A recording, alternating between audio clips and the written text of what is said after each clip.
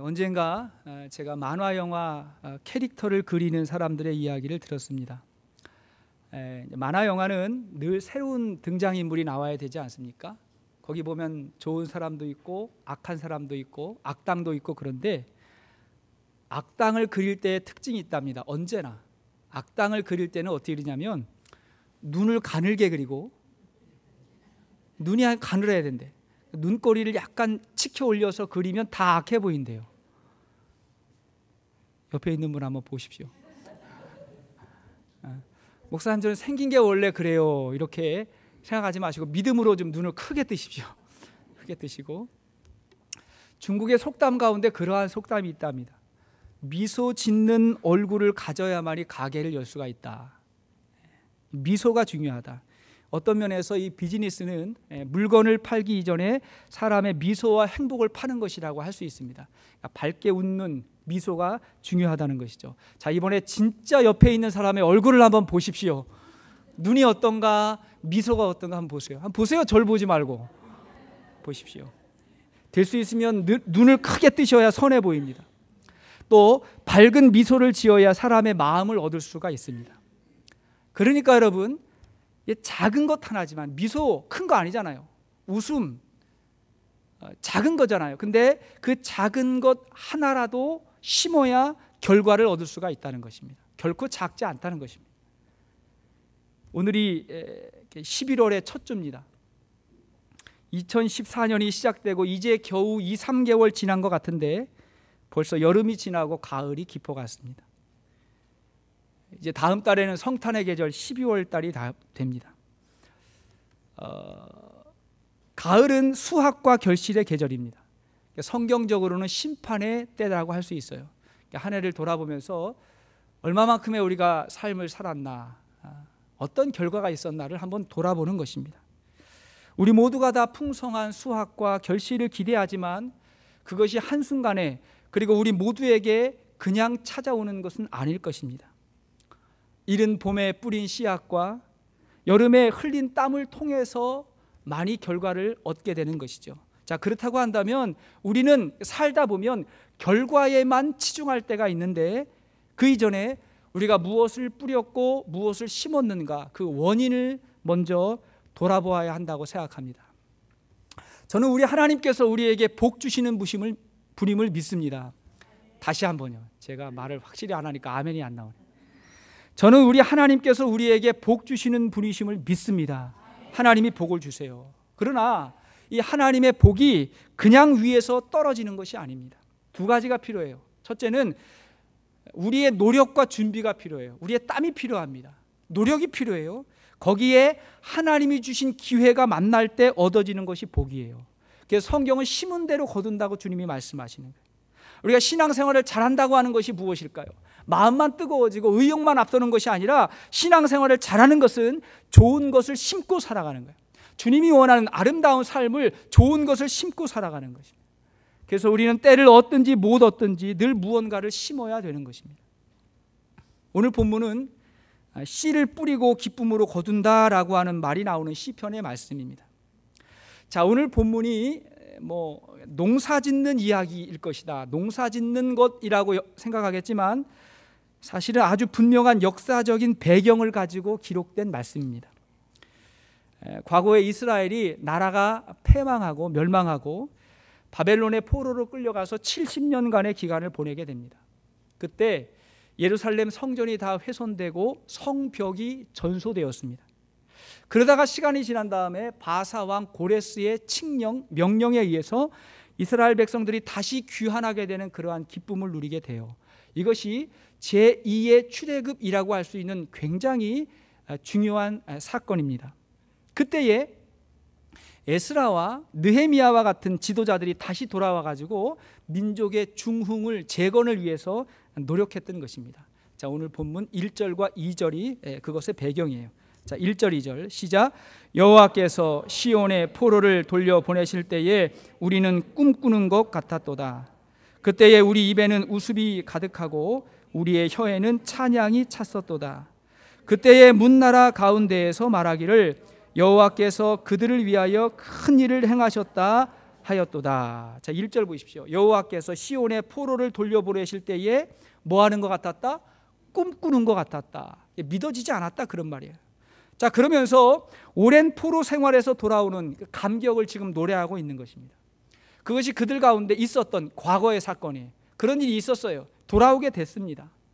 자, 그런가 하면 3절 말씀을 보니까 3절 시작. 여호와께서 우리를 위하여 큰 일을 행하셨으니 우리는 기쁘도다. 그래서 지금 얼마나 기쁜지를 말하고 있는 거예요. 이러한 회복과 구원의 감격을 주신 분이 하나님이셨고 그 하나님에게 찬양하지 않을 수 없다. 그렇게 지금 이야기하고 있는 것이죠. 사실은요, 이들이 바벨론에서 예루살렘에 돌아왔을 때 상황이 그렇게 좋지가 않았습니다. 바벨론은 문명국이었고 대도시였고 다시 돌아와 보니까 건물이 다 무너졌고 성전도 없고 살 수 있는 기반이 전혀 없는 그런 상황이었어요. 그런데 그럼에도 불구하고 돌아온 것만으로도 너무 기쁘다 그러는 거예요. 우리가 다시 회복된 것만으로도 너무 기쁘다. 사실은 우리의 구원이 이와 같을 수 있다 이렇게 생각을 합니다. 우리가 구원을 입었어요. 어제 구원받고 지난주에 예수 영접했다고 하면 우리가 구원받은 건데, 그렇다 하더라도 미국의 경제 불황이 끝난 것이 아닙니다. 우리 주위의 사람이 한순간에 다 천사로 바뀐 것이 아닐 것입니다. 주위의 상황은 이렇게 달라지지 않았을 수가 있어요. 중요한 건 뭐냐면 내가 바뀌었어요. 내가 구원받은 거예요. 내가 구원받고 보니까 이제는 미래를 새롭게 보는데, 미래를 보니까 뭔가를 심는 거예요. 뭘 심습니까? 믿음을 심고 소망을 심는 것. 이게 중요한 것입니다. 자, 5절과 6절 말씀 보십시오. 시작. 눈물을 흘리며 씨를 뿌리는 자는 기쁨으로 거두리로다. 울며 씨를 뿌리러 나가는 자는 반드시 기쁨으로 그 곡식 단을 가지고 돌아오리로다. 뭘 한다고요? 씨앗을 심는다. 그러니까 구원 얻은 백성들이 지금은 아무것도 보이지 않고 다 무너져 내렸는데 믿음이 있기 때문에 씨앗을 심는다. 미래를 바라보면서 무언가를 심는다는 것입니다. 그리고 그렇게 뿌린 자만이 얻게 되는 추수의 결실의 축복이 있다는 것을 믿습니다. 자, 오늘 하나님의 부르심을 받고 구원을 입은 우리들이 그렇다면 지금 또 앞으로 우리가 해야 될 일이 있다면 무엇일까요? 첫 번째로, 첫째는 우리가 하나님의 말씀을 듣고 그리고 그 말씀을 뿌리는 것입니다. 자, 말씀을 듣고 뿌리는 삶이 시작되는 것입니다. 일단은 가장 중요한 것이 뭐냐면 하나님의 말씀과 친밀해지는 거예요. 자, 구원받은 사람들은 하나님의 말씀과 더 가까워지고 친밀해지는 삶이 시작되는 것입니다. 지금 이스라엘 백성들이 오랜 포로 생활을 마치고 돌아왔을 때 사회 각계각층의 리더들이 그 가운데 있었어요. 스룹바벨과 같은 관료, 정치인도 있었고 사회를 다시 재건할 경제인, 상업인들도 있었을 것입니다. 그래야 나라가 재건이 되잖아요. 그러나 지금 이스라엘 백성들에게 가장 중요한 것은 정치도 필요하고 경제도 필요하지만 가장 중요한 게 뭐냐? 하나님의 영광을 다시 회복하는 거예요. 잃어버렸던 제사를 다시 하나님께 드릴 수 있고 오랫동안 듣지 못했던 하나님의 말씀을 듣는 거예요. 영적인 회복과 영적인 부흥이 가장 중요했던 것입니다. 그래서 학자 겸 제사장이었던 에스라가 이때 아주 중요한 역할을 감당해요. 자, 에스라가 누구였다고요? 학자, 말씀을 연구하는 학자였고 뭐 했다고요? 제사장이요. 하나님께 제사를 드리는 제사장이었다. 이 에스라가 그 민족을 다시 흔들어 깨우는데 중심적인 역할을 감당했던 것입니다. 그래서 오늘 이 시편 126편의 말씀도 에스라가 기록한 시편이라고 여겨집니다. 자, 그 에스라가 했던 일이 무엇일까요? 에스라서 7장 8절 이하의 말씀 보십시오. 에스라 7장 8절 이하의 말씀. 자, 시작. 이 에스라가 올라왔으니 왕의 제7년 다섯째 달이라. 첫째 달 초하루에 바벨론에서 길을 떠났고 하나님의 선한 손에 도우심을 입어 다섯째 달 초하루에 예루살렘에 이르니라. 에스라가 여호와의 율법을 연구하여 준행하며 율례와 규례를 이스라엘에게 가르치기로 결심하였더라. 아멘. 이 에스라가 어디로 갔어요? 바벨론에서 떠나서 예루살렘에 갔어요. 5개월 정도가 걸린 것 같아요. 근데 에스라가 결심을 했어요. 뭐를? 여호와의 율법을 연구하고 준행했다. 이 준행했다는 말은 뭐냐면 지켰다는 거예요. 말씀을 연구했을 뿐만이 아니라 그 말씀을 지키고 그 다음에 율례와 규례를 가르치기로 결심했다. 율례는 뭐고 규례는 뭡니까? 율법은 계명이에요. 십계명과 같은 계명을 율법이라 그러고, 율례는 율법을 지키기 위해서 보충하는 것을 율례라 그럽니다. 그럼 규례는 뭔가? 규례는 율법을 지키지 않았을 때 어떻게 되는가, 어떤 상이 있고 어떤 심판이 있는가, 그거를 이렇게 소개해 놓은 거예요. 그러니까 율법과 율례와 규례 전체가 다 뭐예요? 하나님의 말씀이에요. 그 말씀을 어떻게 하면 잘 지킬 것인가. 에스라는 하나님의 말씀을 통해서 민족의 회복을 꿈꾸었던 것입니다. 이것이 하나님의 비전이었고 하나님의 사람의 비전이었던 것입니다. 저는 저와 여러분들에게 또 우리 나라와 민족 가운데 이 하나님의 말씀의 비전이 있기를 주의 이름으로 축원합니다. 있어야 되는 것입니다. 신약 시대에 와서도 하나님의 말씀의 비전이 계속돼요. 자, 그 말씀이 육신이 되신 예수님께서 이 땅에 오셔서 생명의 말씀을 전하십니다. 그러면서 주님이 하셨던 말씀 가운데 요한복음 6장 63절의 말씀 보십시오. 자, 시작. 살리는 것은 영이니 육은 무익하니라. 내가 너희에게 이른 말은 영이요 생명이라. 자, 예수님의 말씀이 뭐라고요? 영이고 생명이다. 주님이 그렇게 말씀하셨어요. 저는요, 우리가 예배 드릴 때, 그리고 특별히 찬양할 때, 그리고 하나님의 말씀을 들을 때 보여지는 우리의 얼굴과 우리의 표정이 그 사람의 영성이라고 생각합니다. 예배 드릴 때 우리의 얼굴과 우리의 미소가 그 사람의 영성이라고 생각해요. 여러분, 하나님의 말씀이 우리의 영을 깨우는 그 순간에도 우리의 얼굴이 어둡다면, 우리의 영이 밝지 않다면, 기쁨의 미소가 나오지 않는다면 우리가 어떻게 살아있는 영이라고 할 수가 있겠어요? 어디 가서 미소를 지을 것입니까? 어디에서 우리의 생명을 경험하게 될 것입니까? 하나님께 예배할 때, 찬양할 때, 주의 말씀을 들을 때 우리의 영이 살아나는 역사가 있기를 바랍니다. 저를 그런 눈으로 보시지 마시고 큰 눈을 뜨시고 밝은 얼굴로 우리의 심령이 살아난다는 고백을 가지고 예배를 드리는 거예요. 자, 그렇게 말씀을 받은 자들은 이제 말씀을 심습니다. 말씀을 뿌려요. 자, 이 말씀을 심는다는 것이 무엇일까? 두 가지라고 생각하는데, 첫 번째는 뭐냐면 내 삶 가운데 하나님의 말씀을 심어서 말씀대로 순종하며 살아가는 거예요. 나의 삶에, 나의 가정에, 이 세상에 하나님의 말씀에 이 순종이 임해서 말씀의 역사가 나타나도록 그렇게 살아가는 것입니다. 두 번째는 뭐냐면 말할 것도 없이 전도하는 거예요. 하나님의 말씀을 심고 뿌린다는 것은 전도하는 것입니다. 우리가 하나님의 말씀에 순종한다고 할 때 가장 먼저 할 수 있는 게 전도예요. 그렇죠? 주님이 그렇게 많이 우리에게 영혼 구원을 말씀하시고 전도를 말씀하시는데 하나님에게 순종한다고 하면서 전도하지 않는다? 이것은 말이 되지 않는 것입니다. 만약에 우리가 오랜 시간 신앙생활 했음에도 불구하고 전도해야 되겠다고 하는 의지 자체가 없다면, 지난 1년 동안 우리의 마음 가운데 내가 영혼 구원해야 될 VIP가 없다면 이건 상당히 문제인 것입니다. 순종할 때 가장 먼저 뭐에 순종해야 된다고요? 말씀을 뿌리는 거예요. 전도하는데 순종하는 것입니다. 전도는 어려운 게 아니에요. 내가 받은 은혜를 나누는 거예요. 내가 변화된 모습을 나누는 거예요. 그게 순종의 시작입니다. 전도를 잘하시는 분들은 성경을 특별히 많이 알아서 전도하시고, 말 잘하는 분이 전도하는 게 아니에요. 성경을 많이 알아가지고 말 많이 해보십시오. 다 도망가지. 성경을 많이 안다고 전도를 하는 게 아니고 내가 하나님께 받은 은혜와 경험을 그냥 말하는 거예요. 그걸 소개하는 거예요. 내가 하나님의 은혜를 경험해 놓고 보니까 이 주위에 하나님의 말씀이 필요한 사람이 너무 많은 거예요. 너무 눈에 띄고 그게 긍휼히 여겨지는 거예요. 저 사람에게 구원이 임하고 저 사람에게 하나님의 말씀이 임하면 어떻게 변화될까를, 어떤 역사가 있을 거를 알기 때문에 그게 안타까워가지고 내가 받은 은혜를 나누고 싶은 거예요. 나는 예수 이렇게 믿고 있어요. 나에게 이렇게 기쁨이 있고 하나님이 나에게 은혜를 주셨어요. 이렇게 나누고 싶은, 그게 전도예요. 얼마 전에 제가 그 유튜브에서 동영상 하나를 보게 됐는데 이런 내용이었어요. 아마 LA의 다운타운이라고 여겨지는데 한 남자가, 백인 남자입니다. 남자가 수많은 사람들이 지나가는데 갑자기 찾아가가지고 저에게 허그를 해줄 수 있겠습니까? 이렇게 이야기하는 거예요.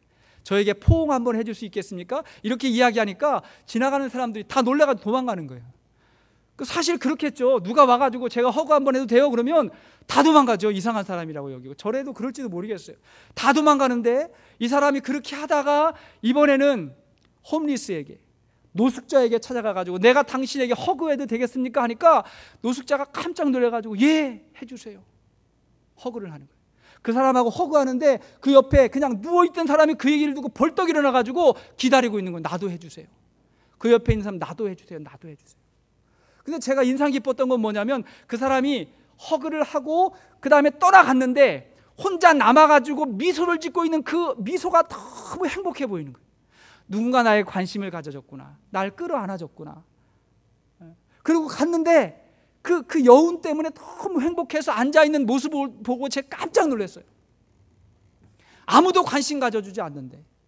여러분, 우리 주위에 보면 정말 하나님의 사랑이 필요하고 우리가 믿음의 손을 내밀어서 일으켜줘야 될 사람이 저는 있다고 생각합니다.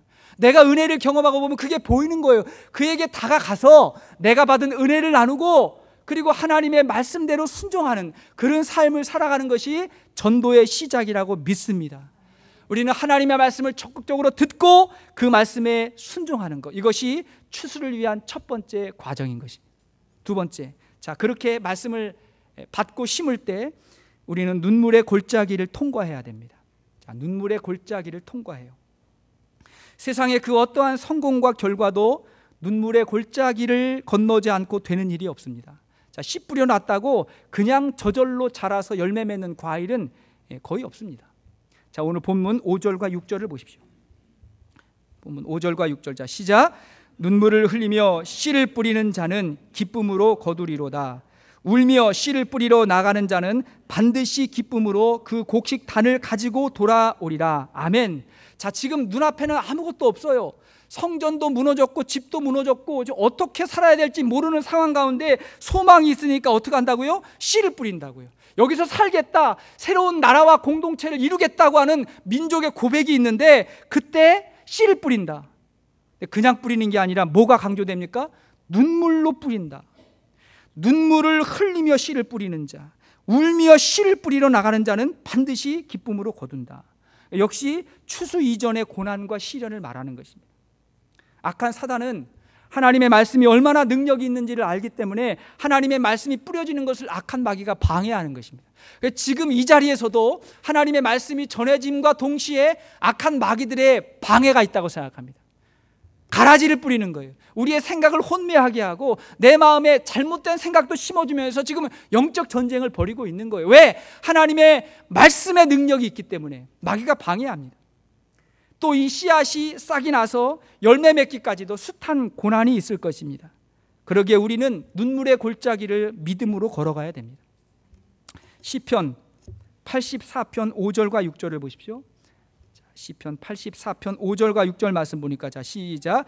주께 힘을 얻고 그 마음에 시온의 대로가 있는 자는 복이 있나이다.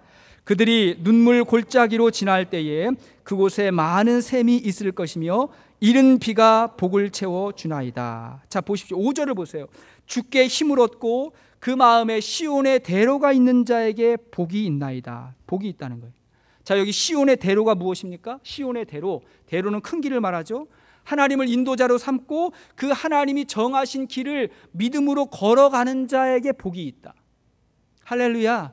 그게 우리 믿음이고 그게 우리 소망이잖아요. 하나님의 길을 믿음으로 걸어가는 자에게 복이 있다. 그런데 6절을 보니까 뭐라 그래요? 6절이 그들이 눈물 골짜기로 지날 때에 그랬죠. 그러니까 그런 사람에게도 눈물의 골짜기로 지날 때가 있다는 거예요. 하나님이 정하신 길을 가는데도 눈물 골짜기가 있어요. 세상 살다 보면 눈물을 흘리며 걸어가야 될 때가 있습니다. 심지어 다윗이 고백하기를 뭐라고 고백했어요? 내가 사망의 음침한 골짜기를 걸을지라도. 다윗이 그렇게 고백하는 건 지금 이 길은 눈물의 골짜기가 아니라 죽음이 엄습해오는 사망의 골짜기를 지금 내가 가고 있다, 그렇게 고백할 때가 있었어요. 우리 삶에서 때로는 눈물의 골짜기, 때로는 사망의 골짜기가 있습니다. 그러나 중요한 게 무엇일까? 자, 믿음의 사람에게 중요한 것이 무엇입니까? 그 골짜기를 걸어가는데 그 길을 누구와 함께 어떤 힘으로 가느냐가 중요한 거예요. 그 어둠 가운데 어디를 향해서, 어떤 빛을 향해서 계속해서 나아가느냐, 그것이 중요한 것입니다. 다윗이 뭐라고 고백했어요? 내가 사망의 음침한 골짜기를 다닐지라도 주의 지팡이와 막대기가 나를 인도하신다 말씀하셨잖아요. 자, 시편 84편 6절의 말씀도 보면 자, 눈물의 골짜기를 지날 때에 두 가지가 있다 그랬어요. 맑은 샘이 있고 이른 비가 있다고 말해요. 자, 맑은 샘과 이른 비가 있다. 자, 어떤 사람이 이렇게 해석하더라고요. 맑은 샘이 뭐냐? 맑은 샘은 믿음의 사람들과 함께 있는 동역자들을 말한다. 믿음의 동역자들, 함께하는 사람들. 어려울 때 함께 기도해주고 도와주고 격려해주고 축복해주는 그런 사람들이 우리 주위에 있다는 것입니다. 자, 그런가 하면 이른 비가 뭘까? 이른 비는 하나님의 은혜를 말한다. 하나님의 은혜. 우리가 이 땅을 살아가면서 하나님의 은혜를 모르는 삶과 아는 삶은 다르잖아요. 우리가 하나님의 은혜 안에 있고 그 은혜 속을 살아가고 있다고 여기면서 믿음으로 살아가는 사람이 눈물 골짜기를 승리하며 걸어갈 수 있다고 믿습니다. 이게 다른 거예요. 그래서 우리 믿음의 사람은 서로 중보하고 서로 섬겨주면서 하나님의 은혜를 입고 눈물의 골짜기를 걸어가는 것입니다. 눈물의 골짜기를 걸어가는 사람은 눈물로 기도합니다. 기도를 그냥 기도하지 않아요. 눈물로 기도해요. 지금 대충 기도하고 기도 뭐 하고 싶으면 하고 말고 싶으면 말고 그런 기도가 아니라 눈물로 기도해요. 왜? 눈물의 골짜기니까. 히브리서 5장 7절 말씀 보십시오. 히브리서 5장 7절 말씀 시작. 그는 육체에 계실 때에 자기를 죽음에서 능히 구원하실 이에게 심한 통곡과 눈물로 간구와 소원을 올렸고 그의 경검하심으로 말미암아 들으심을 얻었느니라. 아멘. 여기서 그가 누굽니까? 예수님이잖아요. 그분이 십자가 달리실 때 심한 통곡과 눈물로 기도했다는 거예요. 우리 예수님도 통곡하시고 눈물로 기도하셨는데 우리가 어찌 그냥 기도할 수 있겠어요? 우리도 눈물로 기도하는 거죠. 우리 예수님이 뭘 위해서 기도하셨어요? 영혼 구원을 위해서. 그분의 사명을 감당하시기 위해서 그렇게 기도했다는 것입니다. 여러분, 사실은 전도하는 건 조금 쉬워요. 전도라는 건 뭐냐면 예수 믿으세요, 교회 나가세요 말하는 게 전도예요. 어느 교회를 가든지 언제 가든지 그냥 예수 믿으세요라고 말하는 거, 그건 전도지만 그 전도한 영혼이 구원받기까지는 정말 많은 눈물의 기도가 필요해요. 여러분, 누군가의 영혼을 위해서 눈물로 기도해 보신 적 있으십니까? 그가 구원받을 수 있도록, 우리 아내 우리 남편이 구원받을 수 있도록 눈물로 기도해 본 적 있으세요? 마음만 답답하고 막 불평만 했지 그 이마에 눈물방울이 떨어질도록 매일 기도하십시오. 하여튼 뚝뚝 떨어지도록 그냥 간절하게 기도해보세요. 내가 기도하는 그 기도의 자리에서 정말 예수님이 통곡과 눈물로 기도했던 것처럼 하나님 앞에 눈물로 기도해보세요. 그렇게 기도해야 한 영혼 구원하는 것입니다. 누군가를 전도해서 교회로 인도하신 분은 아실 거예요. 정말 눈물로 기도하지 않으면 그 영혼이 구원받기가 어려워요. 옛날에 혼자 신앙생활 할 때 되게 쉬웠잖아요. 그죠? 교회 왔다가 예배 드리고 그냥 가면 되고, 또 주일이면 와서 예배 드리고 가면, 나 혼자 신앙생활 할 때는 편합니다. 괜찮아요. 근데 누군가 전도하고 그 영혼의 구원을 위해서 애쓰면 그때부터 좀 스트레스, 영적인 스트레스가 있어요.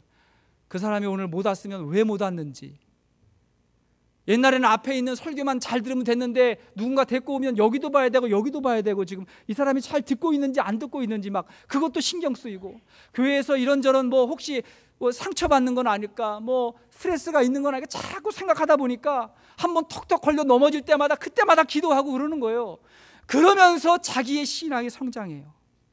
비로소 한 영혼 구원받는 게 얼마나 힘들고 어려운 것인지를 예전에는 미처 몰랐어요.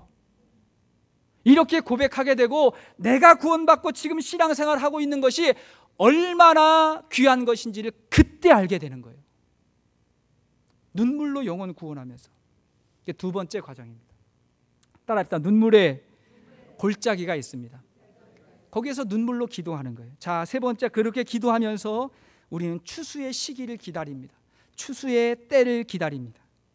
사람이 할 수 있는 일이 있고 하나님이 하셔야 되는 일이 있어요. 우리는 울며 씨를 뿌리는 것까지 그건 우리가 아는 것이지만 그 씨가 나서 자라게 하시는 분은 하나님이십니다. 그걸 믿는 거예요. 그렇기 때문에 우리가 포기하지 않는 거예요. 누가 하는 거니까? 내가 하는 게 아니고 하나님이 하시는 거니까. 자, 6절 말씀 다시 보십시오. 자, 본문 6절 말씀 보니까 울며 씨를 뿌리러 나가는 자는 반드시 기쁨으로 그 곡식 단을 가지고 돌아오리라. 자, 반드시 그 곡식단을 가지고 돌아온다. 자, 눈물의 씨앗에는 반드시 추수가 있는데 곡식단을 거둔다 그랬어요. 단을 거둔다. 여러분, 단이 무엇입니까? 이건 뭐냐면 하나가 아니라 다발을 말하는 거죠. 한 다발을 말하는 거예요. 그리고 한 사람이 아니라 수많은 무리들을 말하는 거예요. 그러니까 우리의 기도, 특별히 눈물의 기도는 어떤 결과가 일어나게 될지 우리는 모른다는 거예요. 하지만 하나님께서 반드시 기쁨으로 단을 거두게 할 것이다. 할렐루야. 이게 하나님 말씀인 것입니다. 지금 이스라엘 나라가 있는 팔레스틴 지역도 여기 LA만큼이나 비가 오지 않는 그런 지역입니다. 사막 지역이에요. 그래서 씨를 뿌려도 좀처럼 열매를 거두기가 쉽지 않습니다. 그러나 여름에 건기가 지나고 겨울철 우기가 오면 놀랍게도 비가 오는데 그 사막에 강이 흐르고 그 다음에 그 메말랐던 곳에 비가 오면 싹이 나고 막 꽃이 피고 그러는 거예요.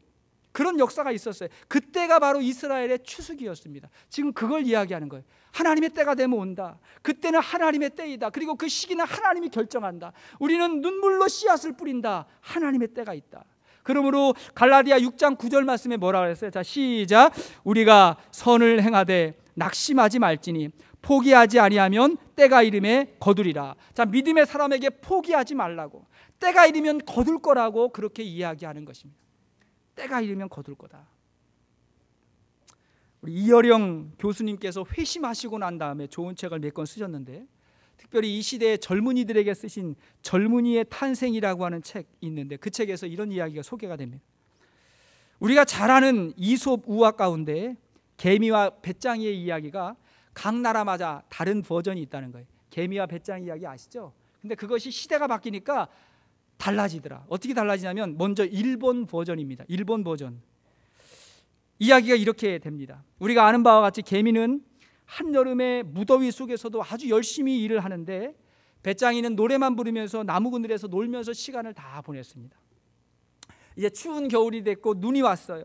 눈이 내리는데 배짱이는 먹을 게 없어가지고 양식을 구하러 갔는데 가다 보니까 개미의 집까지 가게 됐습니다. 자, 여기까지는 우리가 아는 이야기예요. 문을 두드렸어요. 문을 두드리는데 안에서 소리가 없는 거예요.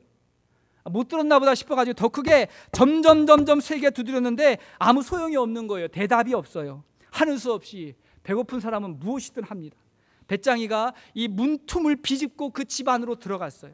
근데 그 안에 들어가 보니까 너무 놀라운 일이 벌어지게 됐는데 어떤 일이 벌어졌냐면 여름 내내 계속해서 쉬지도 않고 일만 한 개미들이 너무 일만 하다가 다 과로사로 죽은 거예요. 다 죽어버렸어요. 아무도 없어요. 일 중독증에 걸린 일본 사람들을 패러디한 이야기랍니다. 배짱이가 그 안에 들어가가지고 남은 양식을 먹으면서 편안하게 겨울을 보냈다. 그런 이야기예요. 자, 구하는 자에게 주실 것이고 두드리는 자에게 열릴 줄 믿습니다. 두드리다 보니까 이런 일도 있더라. 다음은 미국의 헐리우드 버전입니다. 같은 상황에서 배짱이가 개미집을 찾아가서 문을 두드렸는데 아무 소용이 없는 거예요. 그래서 욕만 먹고 쫓겨났습니다. 너 일도 안 했어. 게을렀어 하면서 욕만 먹고 쫓겨났어요. 배짱이는 춥고 너무 배가 고팠는데 먹을 게 없어요. 이젠 굶어 죽게 되었구나 생각하고 그래도 죽기 전에 지난 여름에 불렀던 노래나 한 번 더 불러보자 생각하고 노래를 부르기 시작했는데 그 노래가 유난히도 슬프고 가슴이 아픈 감동적인 노래를 부른 거예요. 그러자 여름 내내 일만 하느라고 음악이 무엇인지 삶의 여가가 무엇인지 몰랐던 개미들이 그 음악 소리를 듣고 감동이 왔어요. 어디서 이러한 노래가 들리지 하면서 배짱이가 노래를 하는데 찾아왔어요. 자, 이 배짱이는 예상치 못한 그 기회를 놓치지 않고 재빨리 개미들에게 이렇게 이야기합니다. 티켓 플리즈. 티켓 달라고. 헐리우드 미국 버전 티켓 달라고 이야기했어요. 배짱이가 입장료를 받기 시작했어요. 그러다 보니까 개미가 입장료를 주고 그 노래를 듣다가 보니까 배짱이가 노래로 많은 수입을 얻기 시작했습니다. 이야기는 거기서 끝나지 않아요. 우연히 그 소식이 헐리우드 음반 업계에 들어가게 돼서 드디어 음반 취업을 하게 됐습니다. 큰 부자가 됐다. 사실은 배짱이도 놀기만 한 게 아니라 열심히 음악을 공부하고 준비한 거예요. 시대가 바뀌었다는 것입니다. 옛날에는 땅을 파고 막 땀을 흘려야만 그게 일인 줄 알았는데 요새는 상황이 바뀌어가지고 노는 건지 일인지도 몰라요. 앞으로는요 올림픽 경기에 게임, 컴퓨터 게임도 올림픽 경기에 나올 수 있습니다. 근데 노는 게 아니라 프로 선수가 있고요. 스포츠도 일이고 여러 가지, 그러니까 생각을 바뀌고 패러다임을 바꿔라.